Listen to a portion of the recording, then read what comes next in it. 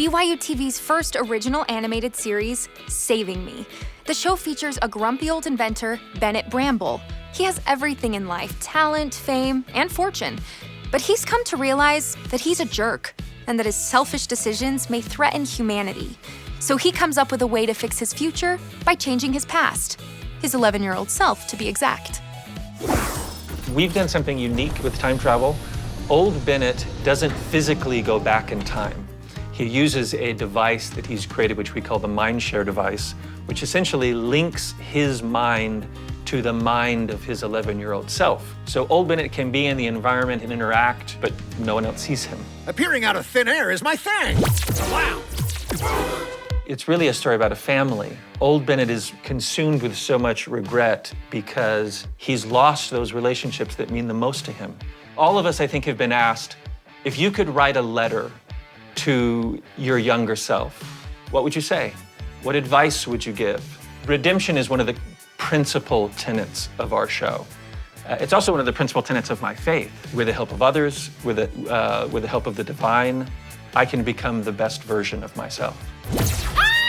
Good news. I have a solution for your friends. Ex-friends. I hope it involves them groveling. Animation is just this empty, vacuous slate, right? You know, everything has to be created. Computers just make everything so much faster. You know, in the olden days at Disney, when they would animate, an animator would animate on paper, hand it over to the cameraman would shoot it onto film, that man would send the film off to be developed. So if he animated on Monday, he might be able to see his animation back on Thursday.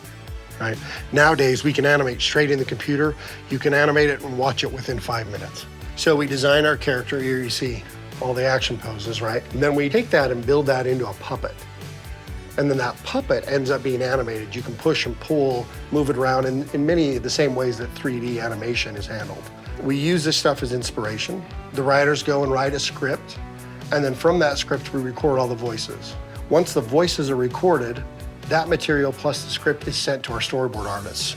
So the board artists will then go through using this dialogue that's been recorded and create little comics that go through and illustrate the main poses, the main gestures of what's going to happen in each one of the shots. And that's put together into what we call an animatic. And the animatic is the blueprint for what the animators use to animate every scene and put our show together. Let's do this. You know, animation looking right is it can be a subjective thing, right? Especially with the jokes. If I laugh out loud, this is working, right?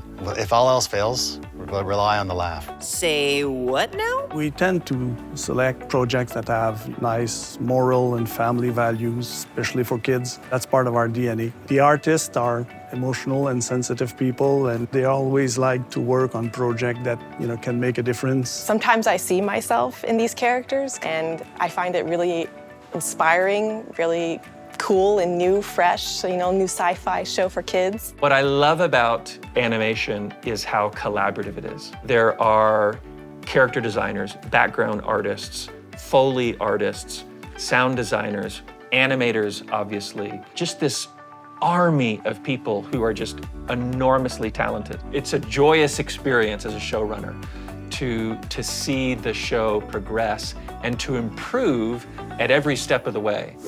Bennett Bramble works to find redemption through the 11-year-old version of himself. Be sure to watch the premiere when you tune in or stream with the free BYUtv app.